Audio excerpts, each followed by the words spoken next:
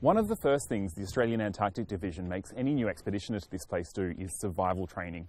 And what that means is spending a night out in the field away from the creature comforts of Casey Station. So tonight that means spending the night in a bivvy or a bivouac. That's an emergency shelter that you're supposed to use as a last resort. Now the first thing I've been told to do is to mark out what's called a coffin hole. That's a space to keep me out of the wind, and I'll end up putting the bivvy in there. So I'll just start by marking that out.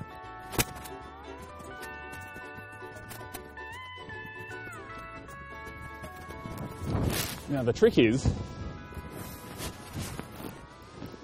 to cut squares of ice into the shape of blocks so you can make a nice brickwork border around your hole.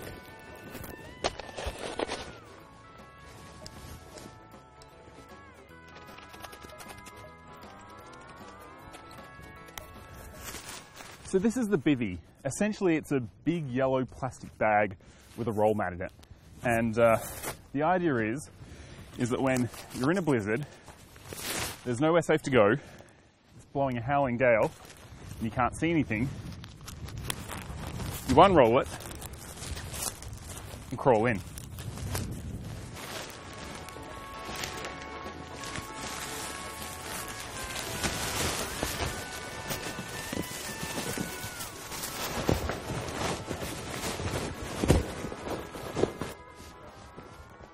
Thankfully, dinner is in a real tent.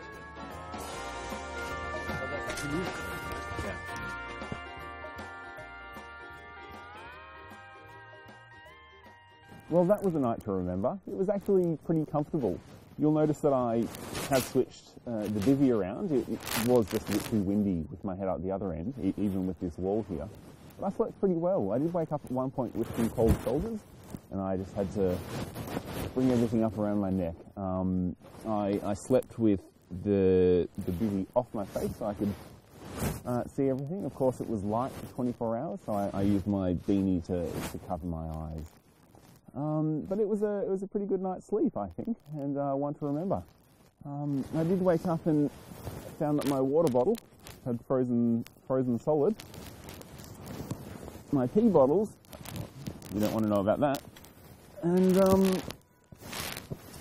yeah, and I had a little bit of ice around the top of the sleeping bag, and I'm told that's from condensation forming on the bivvy and then falling back onto you as ice. But luckily there wasn't that much of that.